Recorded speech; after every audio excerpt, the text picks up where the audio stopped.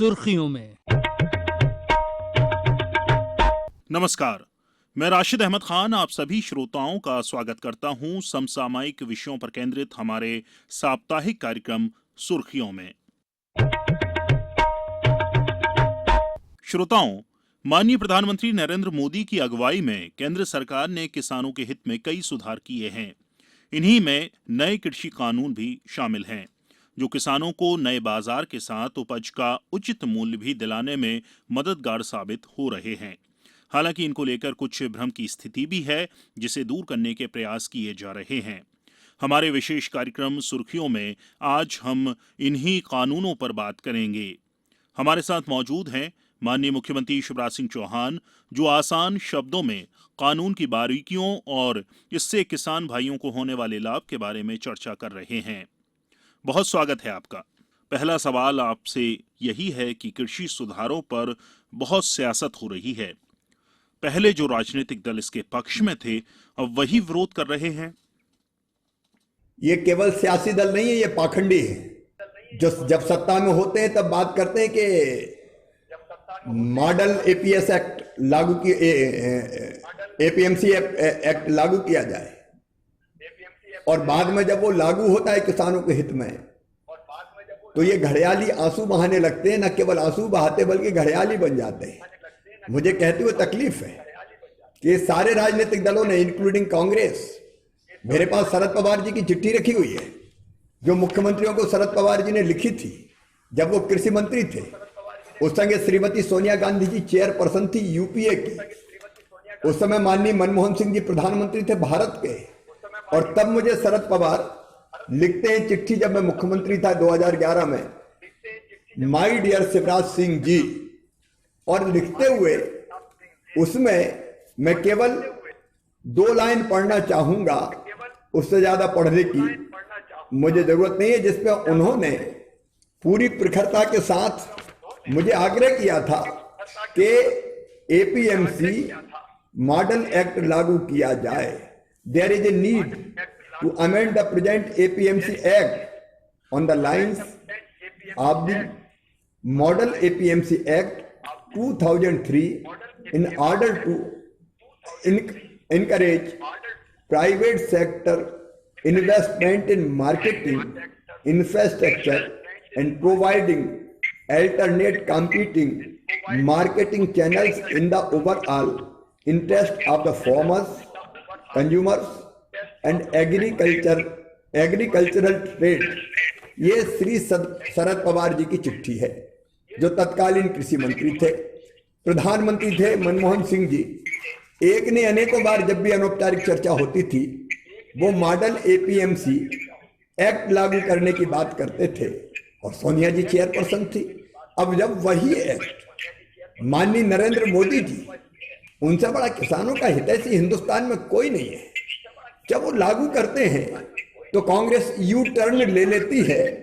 इतने नहीं, अभी 2019 में, ये सियासत देखिए कांग्रेस की, 2019 के मैनिफेस्टो में इसी कांग्रेस ने साफ साफ लिखा था, Congress agricultural produce market committee act को निरस्त कर देगी और कृषि उत्पादों के व्यापार की व्यवस्था करेगी, जिसमें निर्यात और अंतरराज्य व्यापार भी शामिल होगा, जो सभी प्रतिबंधों से मुक्त होगा।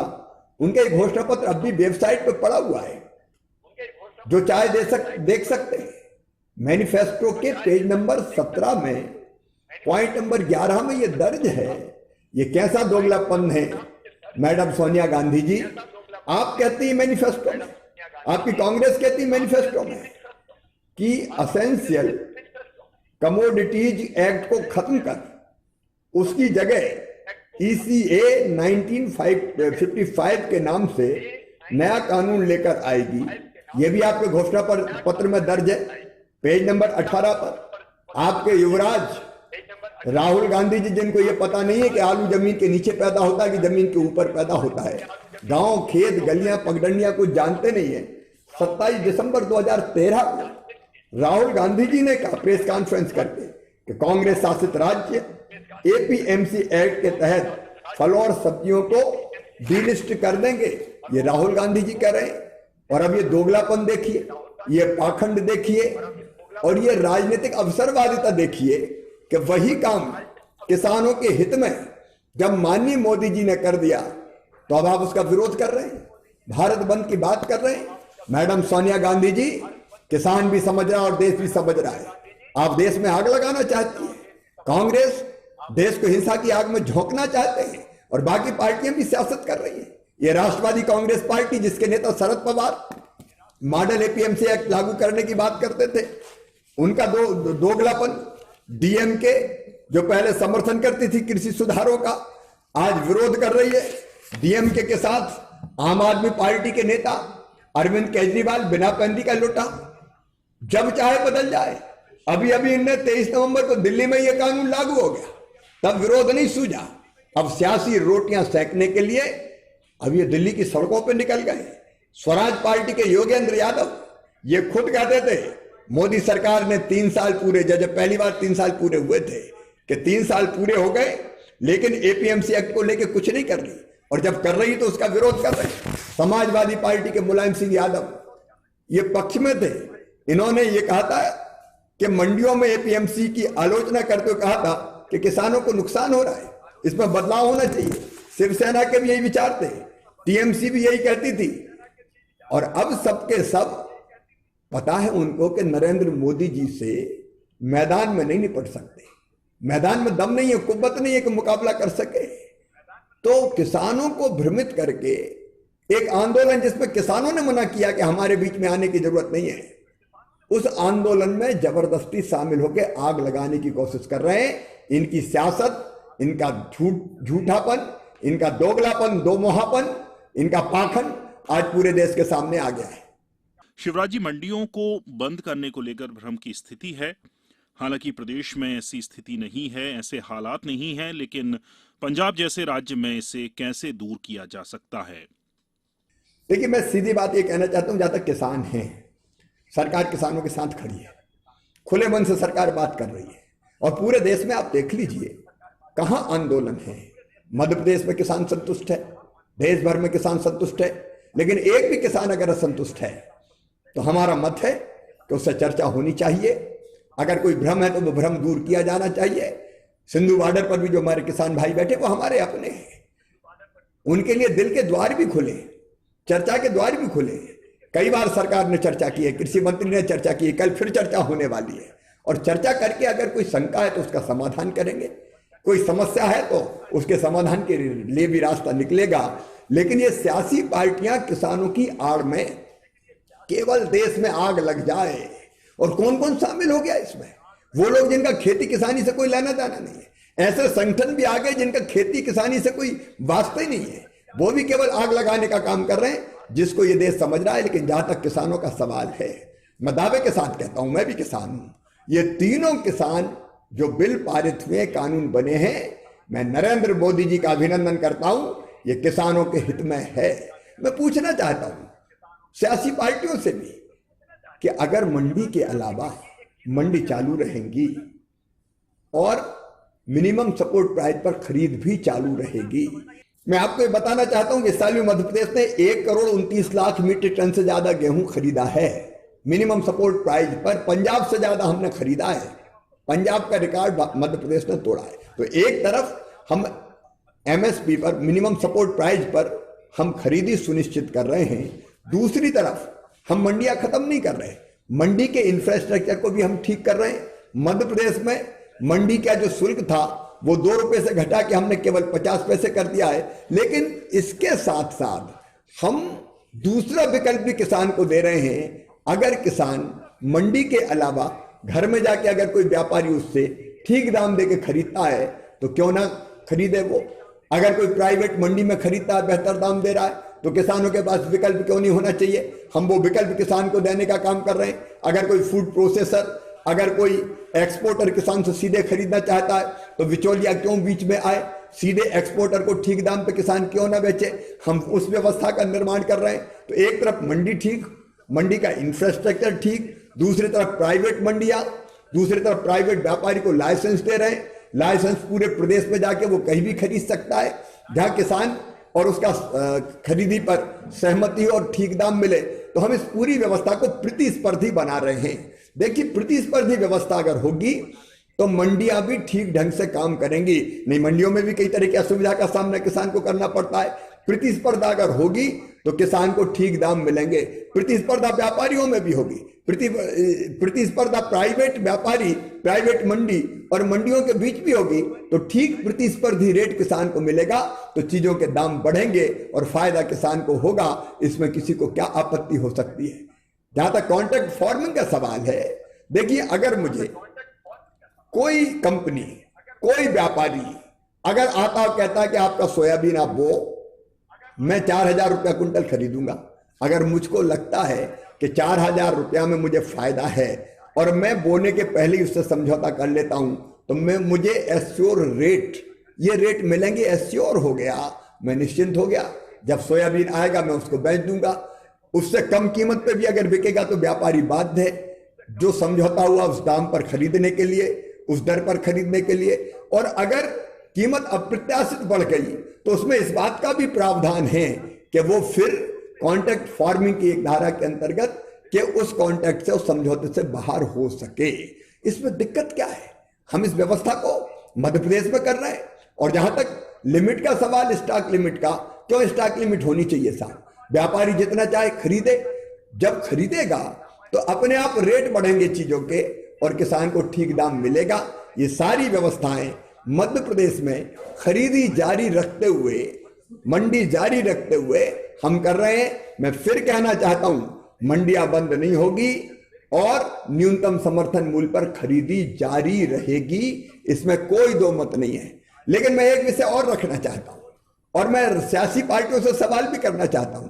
अरे, नरेंद्र मोदी जी वो प्रधानमंत्री है जो दूरगामी भी सोचते हैं, लॉन्ग टर्म प्लानिंग भी करते हैं किसानों के हित में, गरीबों के हित में, और शॉर्ट टर्म प्लानिंग भी करते हैं।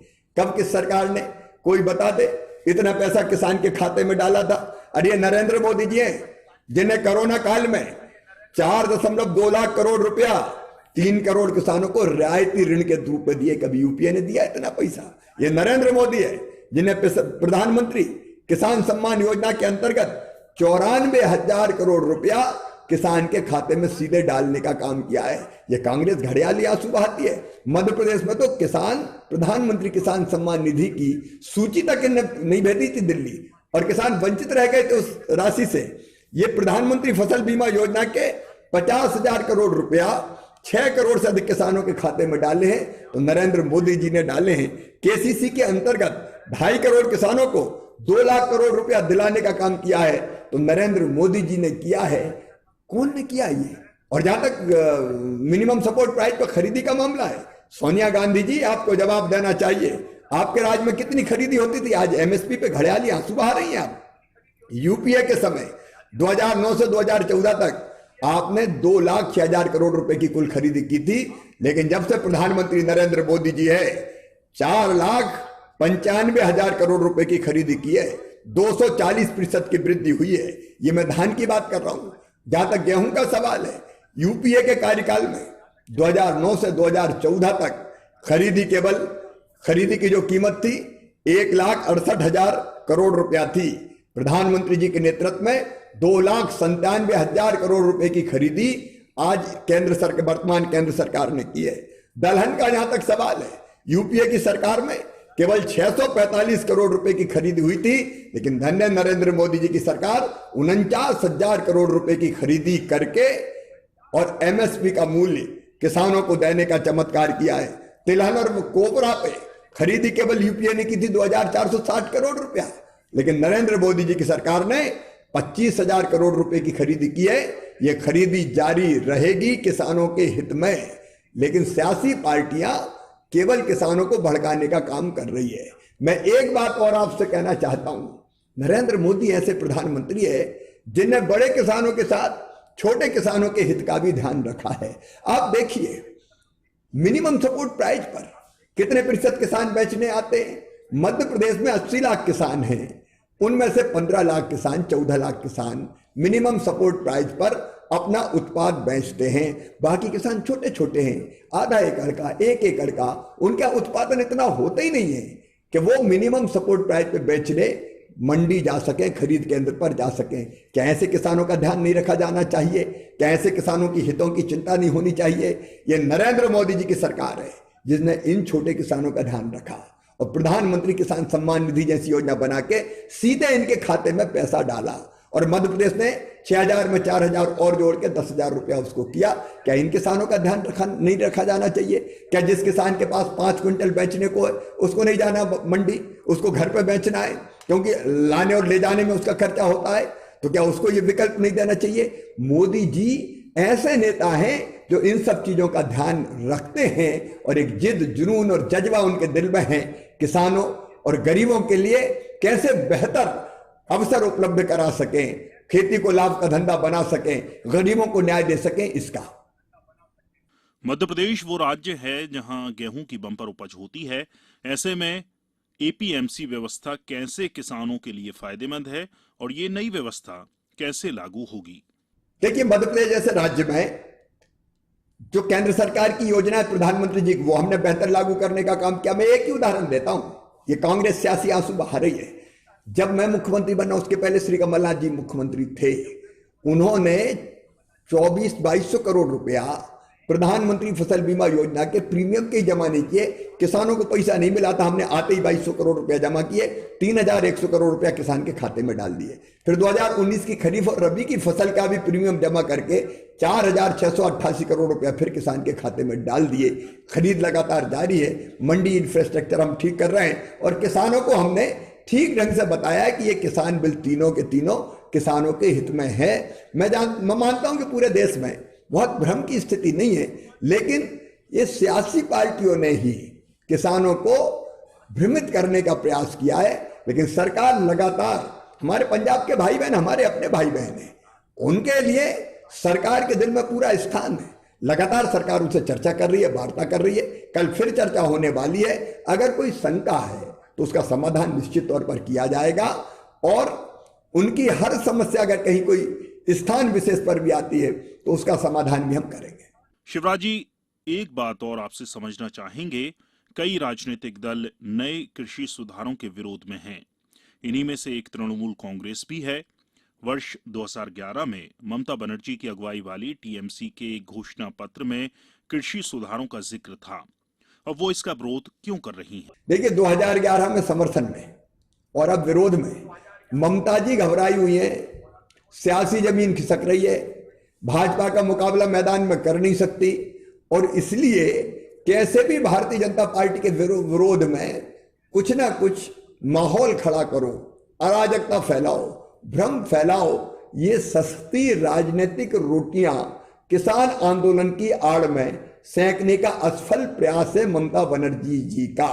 मैं ममता दीदी से कहना चाहूंगा, कम से कम ऐसी घटिया राजनीति मत करो। 2011 में ठीक था, आज खराब हो गया। कौन इस दो मुहेपन पर, दोगलेपन पर भरोसा करेगा? देखिए, घबराया हुआ विपक्ष, क्योंकि मैं एक और तथ्य आपके सामने रख रहा हूं, ये सारे के सारे अभी चुनाव हुए 12 राज्यों में, बाई इलेक्शंस हुए, बिहार में चुनाव हुए। ये चुनाव कब हुए? मध्य प्रदेश में चुनाव हुए। मध्य प्रदेश में तो आम चुनाव ही जैसा था, आखिर सरकार का सवाल था। हम हार जाते उपचुनाव 28 सीटों पे तो हम सरकार में नहीं रहते। और इसलिए जिस समय ये चुनाव हो रहे थे उस समय ये तीनों कानून बना दिए गए थे। अगर किसान इनके खिलाफ होता तो मध्य प्रदेश में हम शानदार सफलता कैसे प्राप्त करते? यूपी में 7 में से 6 सीटें जीती, गुजरात में सारी की सारी सीटें जीत ली, तेलंगाना में हमने खाता खोल दिया, एक नहीं कई राज्यों में हम चुनाव जीते, बिहार में हमने सरकार बनाई। अब ये सारी सियासी पार्टियां ये मानती है, राजनीतिक दल ये मानते हैं जो हमारे विरोधी है कि उनकी दाल भारतीय जनता पार्टी के सामने गल नहीं रही, तो खिसियानी बिल्ली खंबा नोचे, जहां मौका मिल जाए वहीं घुस जाओ और आंदोलन में ऐसी परिस्थिति पैदा कर। तो मुझे याद है इस कांग्रेस ने मध्य प्रदेश में भी पहले यही किया था। मध्य प्रदेश में आंदोलन की आड़ में आग लगा के गोली तक चल गई थी और कांग्रेस के नेता भड़काते हुए दिख रहे थे, कई न्यूज चैनल्स ने उनको दिखाया है। तो ये विरोधी दलों की ये साजिश है कि मोदी जी की लोकप्रियता का मुकाबला केवल आग लगा के, भ्रम फैला के, असंतोष पैदा करके करें, लेकिन ये कभी कामयाब नहीं होने वाले। शिवराज जी, आप अपने कार्यकाल में मध्य प्रदेश को गेहूं उत्पादन के क्षेत्र में कई रिकॉर्ड बनाए हैं। ऐसे में आप एक मुख्यमंत्री के तौर पर नए सुधार कानूनों को किस तरह देखते हैं और ये किसानों के लिए कितने लाभकारी हैं? निश्चित तौर पर केवल पुराने कानूनों से आप खेती को लाभ का धंधा नहीं बना सकते। नरेंद्र मोदी जी दूरदर्शी प्रधानमंत्री हैं। अब देखिए, अभी कोरोना काल में आत्मनिर्भर भारत का मंत्र दिया प्रधानमंत्री नरेंद्र मोदी जी ने, और 1 लाख करोड़ का एग्रो इंफ्रा फंड देश के किसानों को दिया। 1 लाख करोड़ का, जिसमें से 7,000 करोड़ से ज्यादा मध्य प्रदेश को मिलेंगे। हम वेयर हाउस बनाएंगे, कोल्ड स्टोरेज की चैन बनाएंगे, मध्य प्रदेश को लॉजिस्टिक हब बनाएंगे, एफपीओज को हम आंदोलन का स्वरूप देंगे। ये प्रधानमंत्री जिनकी सोच है कि अकेला किसान कई बार व्यापारी से उतना मोल भाव नहीं कर पाता, और अकेले की इतनी क्षमता भी नहीं रहती कि अपने उत्पाद को बाहर बेचे। इसलिए एफपीओज बना के, हम किसानों का समूह बना के, हम अपने उत्पाद को एक साथ लाके बाहर भी एक्सपोर्ट भी कर सकते हैं। हम अपने यहाँ भी ठीक दामों पर बेचने का काम कर सकते हैं। हमारे यहाँ एफपीओज बने मध्य प्रदेश में, और संतरे का मालवा फ्रेश एक ब्रांड बना लिया। अब अकेला किसान बेचने नहीं जाता, किसानों का समूह बेचता है तो ज्यादा प्रतिस्पर्धी मूल्य, उसको ज्यादा दर मिलती, ज्यादा रेट मिलते हैं। वैसे ही फल और सब्जियों के लिए जो किसान एक्सप्रेस ट्रेन चलाई ताकि अपने फल और सब्जी को लोड करके दूर भेज के ठीक दाम मिल सके, ये प्रधानमंत्री नरेंद्र मोदी जी ने किया। अब कोल्ड स्टोरेज की चैन बनेगी तो फल और सब्जियां जल्दी खराब नहीं होगी, ये प्रधानमंत्री नरेंद्र मोदी जी कर रहे हैं। तो हमको चौतरफा प्रयास करने पड़ेंगे, 4 उपाय हमको करने पड़ेंगे जो नरेंद्र मोदी जी कर रहे हैं। नंबर 1, उत्पादन बढ़ाना पड़ेगा, और उत्पादन बढ़ाने के कई उपाय भारत सरकार, मध्य प्रदेश की सरकार मिलकर कर रही, बाकी राज्य सरकारें भी कर रही। दूसरे, उत्पादन की लागत कम करनी पड़ेगी। अब उत्पादन की लागत कम करने के लिए मिट्टी परीक्षण करवा के, ये प्रधानमंत्री नरेंद्र मोदी थे जिनने तय किया कि कौन सी खाद कितनी मात्रा में जरूरी है, उतनी डालो, नहीं पता नहीं किसान कितनी खाद डालता रहता था। अलग अलग पद्धतियां आई, मैकेनाइजेशन खेती का हुआ, जिससे उत्पादन की लागत घटी। तीसरा, उत्पादन के ठीक दाम देने पड़ेंगे, और इसके लिए आज की पूरी कवायद है। तीनों नए कानून इसलिए है कि किसान को उत्पादन का ठीक दाम दे सकें, किसान टिक पाए प्रतिस्पर्धा में। छोटे छोटे किसान को खाद और बीज की व्यवस्था ब्याज पर पैसा लेकर ना करना पड़े, इसलिए प्रधानमंत्री किसान सम्मान निधि का कार्यक्रम प्रधानमंत्री जी ने लागू किया। और इसलिए किसान को उत्पादन की ठीक लागत मिले। तीसरी चीज है उत्पादन, अगर किसान ने जो चीज उत्पादित की है तो उसमें अगर कोई नुकसान हो जाता है तो किसान को नुकसान की भरपाई की जाए। प्रधानमंत्री फसल बीमा योजना इसी के लिए है कि नुकसान की भरपाई उसको कर दी जाए। तो उत्पादन बढ़ाना, उत्पादन की लागत घटाना, उत्पादन के ठीक दाम देना, और नुकसान हो जाए तो उसकी भरपाई करना, ये 4 प्रयास प्रधानमंत्री जी ने पहले किए। और 5वां प्रयास जो सबसे क्रांतिकारी है, प्रतिस्पर्धी दरें मिले, ठीक दाम किसान को मिले, और इसलिए मॉडल एक्ट एपीएमसी का लागू करना ताकि किसान को और प्रतिस्पर्धी रेट मिल सके।